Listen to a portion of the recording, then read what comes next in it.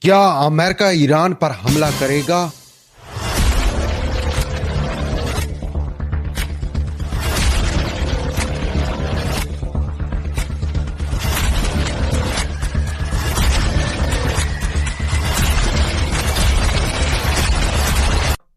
یا پھر کیا امریکہ اور ایران کے درمیان ڈیل ممکن ہے؟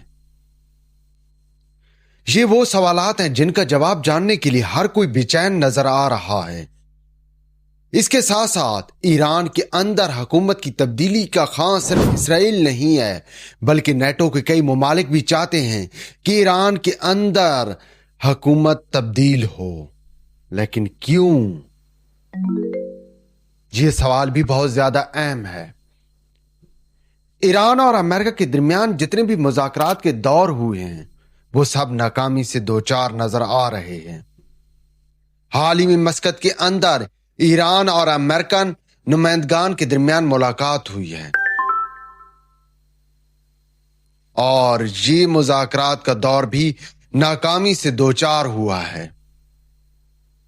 حالانکہ امریکہ کی جانب سے مذاکرات کی نمائندگی کرنے والوں میں ٹرمپ کا خصوصی ایلچی وٹکوف اور جیرڈ کشنر تھا، جبکہ ایران کی جانب سے ایرانی وزیر خارجہ نے نمائندگی کی تھی اور عمان کے عمائدین بھی اس ملاقات کے اندر موجود رہے۔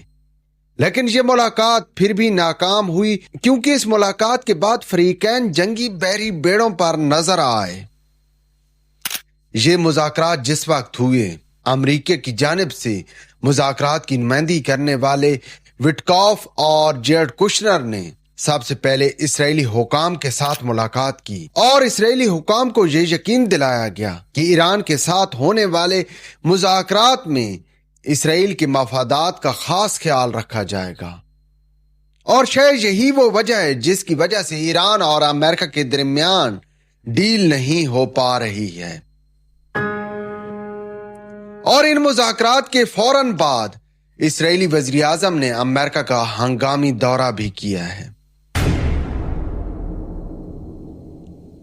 اور یہاں پر انٹرنیشنل میڈیا کی جانب سے کہا گیا ہے کہ اس دورے کے دوران اسرائیلی وزیر اعظم نتنیاہو نے ٹرمپ کو باقاعدہ طور پر کہہ دیا ہے کہ اگر امریکہ نے ایران پر حملہ نہ کیا تو اسرائیل اکیلا ایران پر حملہ کر دے گا۔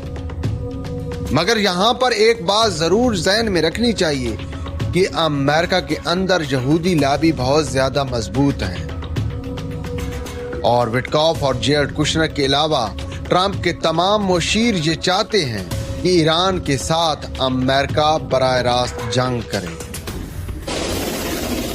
اور یہاں پر ٹرمپ کی اپنی خواہش کی بات کی جائے تو ٹرمپ بھی کہہ رہا ہے کہ وہ ایران کے ساتھ مذاکرات کرنا چاہتا ہے اور ایران کے ساتھ ہر صورت ڈیل کرنا چاہتا ہے۔ Make a deal. I thought we would have had a deal last time. They wish they did. تو پھر اب یہاں پر یہ سوال پیدا ہوتا ہے کہ آخر مسئلہ کہاں ہے؟ امریکہ کی جانب سے جب کہا جا رہا ہے کہ امریکہ ایران کے ساتھ مذاکرات کرنا چاہتا ہے اور ہر ممکن ڈیل کرنا چاہتا ہے، تو پھر یہ ڈیل کیوں کر نہیں ہو رہی ہے؟ ہاں، تو مسئلہ جناب یہ ہے کہ ایک جانب ٹرمپ کی جانب سے کہا جاتا ہے کہ وہ ایران کے ساتھ ڈیل کرنا چاہ رہا ہے، جبکہ پھر یہ بھی ساتھ میں کہہ دیا جاتا ہے امریکہ ایک اور طیارہ بردار بحری بیڑا مڈل ایسٹ بھیج رہا ہے۔ طیارہ بردار بحری بیڑا لنکن پہلے ہی مڈل ایسٹ کے پانیوں کے اندر کھڑا ہے، جبکہ اب تازہ ترین حکم وینزویلا کے پاس کھڑے Gerald R Ford strike group کو دیا گیا ہے کہ وہ فی الفور مڈل ایسٹ کے پانی میں پہنچے، جس کے بعد یہ طیارہ بردار بحری بیڑا بھی مڈل ایسٹ کی جانب روانہ ہو چکا ہے۔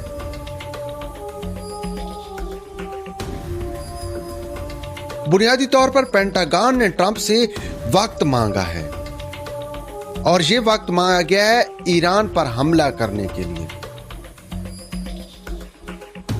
ٹرمپ سفارتی طور پر ایران کو مذاکرات کے لیے انگیج کر رہا ہے، جبکہ دوسری جانب امریکہ کی جانب سے مسلسل جنگی تیاریاں بھی نظر آ رہی ہیں۔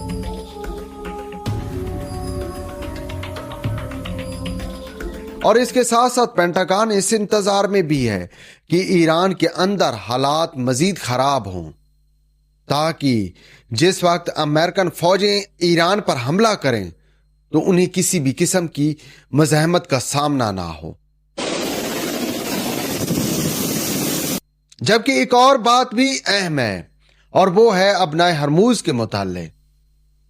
امریکن حکام کو خدشہ ہے کہ اگر امریکہ نے ایران پر حملہ کیا تو ابنائے ہرموز کا راستہ مکمل طور پر ایران بند کر دے گا، جس کے بعد یورپ کو تیل کی سپلائی معطل ہو جائے گی۔ اب امریکہ، یورپ اور اپنے دیگر اتحادیوں جن میں اسرائیل بھی شامل ہے، اس کو تیل کی سپلائی جاری رکھنے کے لیے وینزویلا کے تیل پر انحصار کرنے لگا ہے۔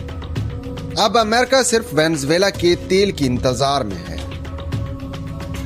کہ وینزویلا کا تیل امریکن اتحادیوں کو دستیاب ہو، اور اس کے فوری بعد امریکہ کی جانب سے ایران پر حملہ کر دیا جائے گا۔ اور اس کے ساتھ ساتھ نیٹو کی بھی خواہش ہے کہ ایران کے اندر حکومتی سیٹ اپ فی الفور تبدیل ہو، کیونکہ روس یوکرین جنگ میں ایرانی شہر ڈرون بہت زیادہ اہم کردار ادا کر رہا ہے۔